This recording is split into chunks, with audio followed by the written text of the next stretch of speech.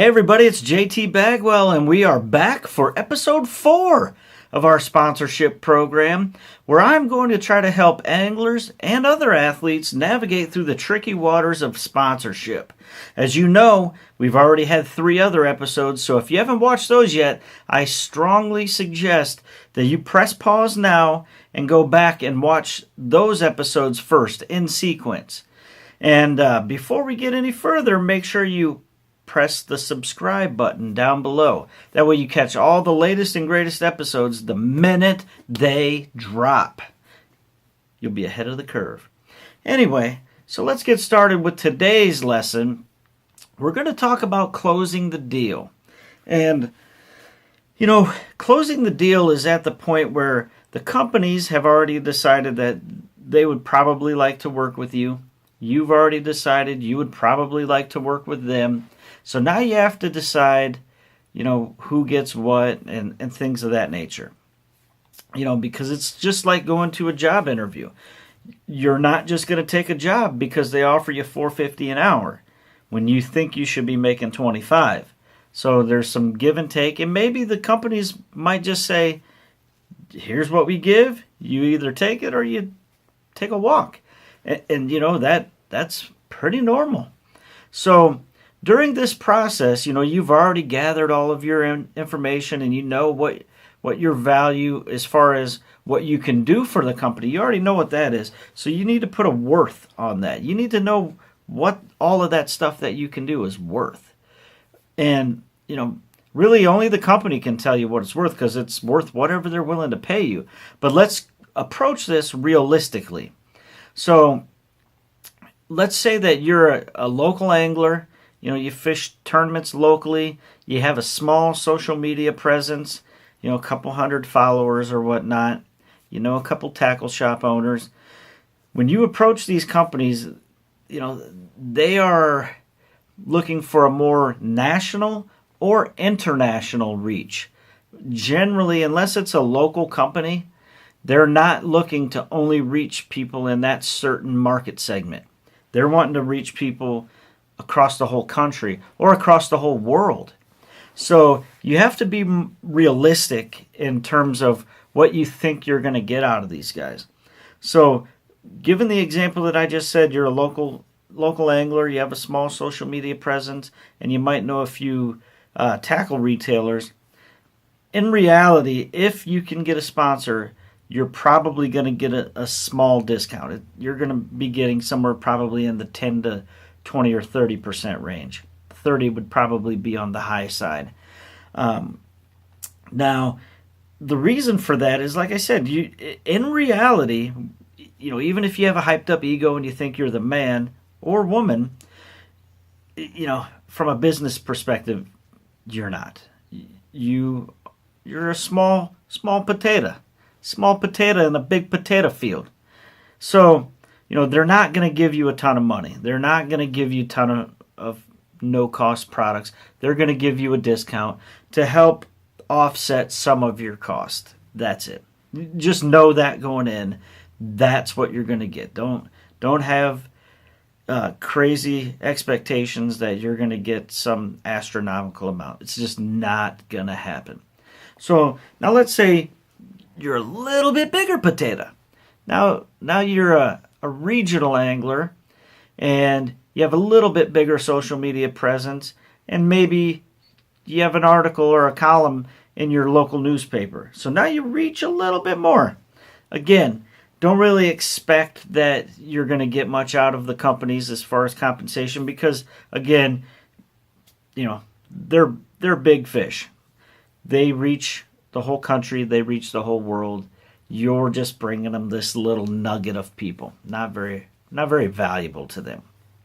So again, probably going to give you a discount. Maybe a little bit bigger discount. Maybe you'll get 50% off. Very, very unlikely that you're going to get any comped product. Maybe a little bit, but really probably not. So now we'll go to the next step. You're a little bit bigger person, a little bit bigger potato. Now you're getting to be like the size of Mr. Potato Head. So now you're going to probably still get that, 30 to 50% discount, but you'll probably get some product comped.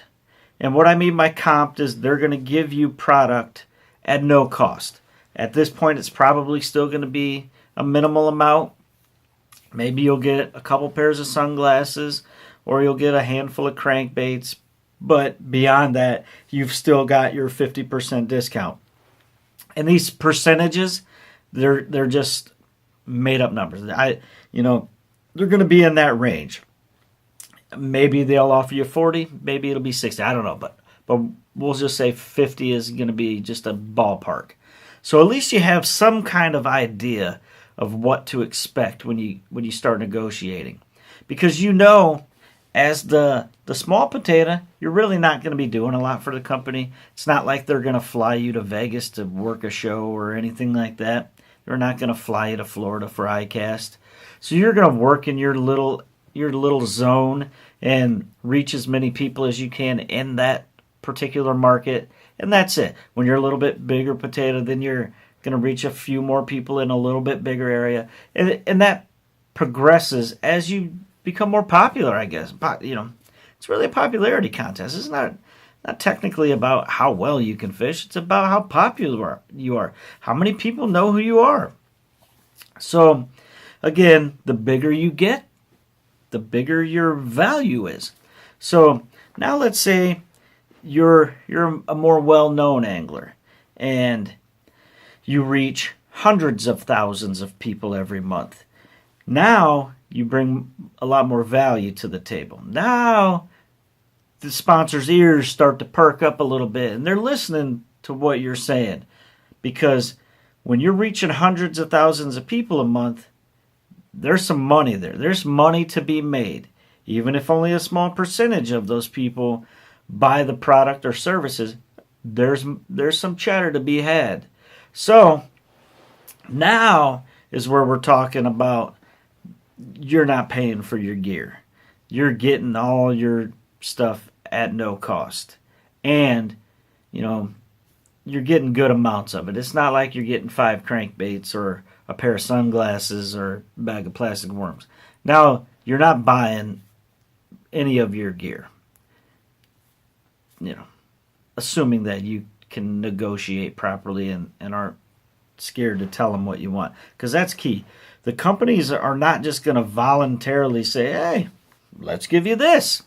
Some might, but it's not realistic.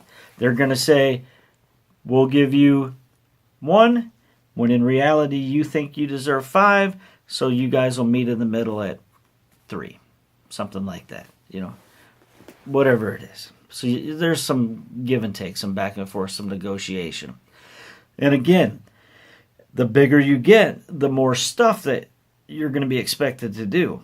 So just because you have a lot of social media followers doesn't mean that that's it. You just have social media followers. You still have to do something with it. You still have to make regular posts, highlighting the different products and showing you using those products and whatnot. You still have to write articles or shoot videos or, just whatever they ask you to do. It could be working shows. They could fly you to Florida for ICAST or whatever. It's just really hard to say until you know which company it is and what markets you're in, where the bigger shows are at. And, again, it's all about making sure you get what you deserve, what you are worth to yourself. Because if at the end of the day you feel like you're worth $10 an hour and a company only offers you 2, you're not going to take it because you just don't feel good about it. So you have to leave the table feeling like, man, I am going to hook those people up because they're hooking me up.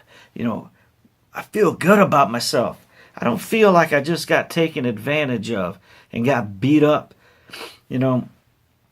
It's all about how the mind feels. I know it's kind of cheesy sounding, but you got to feel good about it, man. Otherwise, your output's going to be crappy, and at the end of the day, you're not going to do anything worth any substance for the company, and they're going to kick you loose the next year. Heck, it might not even last that long. Maybe they'll kick you loose in a couple months if they don't see any return. So just remember, don't go in there expecting a ton, but don't go in there expecting to roll over and give them everything they want. And again, by them, I mean the company. And it's not like they're the bad guy. I work with great companies. It's like a family. Everybody's cool with each other. Every now and then, something rubs you the wrong way, but so what, man? That's life. Suck it up and move on. You got a job to do. You got anglers to reach, or whatever your sport is. You have people in that sport you need to reach. So suck it up, do your job, and, do everything to the best of your ability. Now, before I forget, you need to look at things from a big picture perspective. And I think I used this term in another video or another episode, but, little picture is now. Big picture is over the course of the relationship with you and the company. So I can tell you that I have had a situation where I felt like the company lowballed me. However, I didn't walk away, even though I thought about it, because I had been with them for a while and I have had a pretty well proven track record that these people are making some cash off me. However, when they lowballed me, and I thought about saying, you know what, you can pound sand. There's other companies out there that would love to have me on their team. I thought about the big picture. They allow me an avenue for a whole lot of media. You have to pay for media. You don't just run commercials for free on any outlet, even Facebook. If you want to run a Facebook ad, it costs money. So this company, although they lowballed me in terms of what they were willing to give me up front, they provided me with a very, very big platform that adds value to me as a brand. Now, I can reach an extra 1 million people a month, or maybe 1 million people a week. But either way, I could reach just millions of extra people per year if I stick with this brand because of the marketing and advertising leverage that they have. I don't know if that doesn't make sense. Post your questions below and I will try to answer them before the next episode. But again, big picture. Big picture is I get a whole lot more exposure if I stick with this company than if I tell them to pound sand and move on to a different brand. That maybe might offer me twice as much, but maybe they don't have the media exposure that doesn't bring quite as much value to it. So now I know this episode may have been slightly confusing, especially if you haven't watched the other episodes, so definitely go back and watch those. And again, like I just got done saying, if you have any questions, make sure you post them below or on any of my social media at Bagwell Fishing, and I will try to answer them between now and the next episode before it releases. And like always, make sure you subscribe below to catch all the latest videos and episodes when they come out. Also, subscribe to all of my social media at Bagwell Fishing on Instagram, Twitter, Facebook, YouTube. And again, don't get discouraged. The sponsorship game is very, very, very challenging. There's only so many dollars to go around, and there are hundreds of thousands of people trying to get that money. So stick with it, work hard, build your brand, and just keep plugging away. And I'll see you guys next week on episode 5. See ya.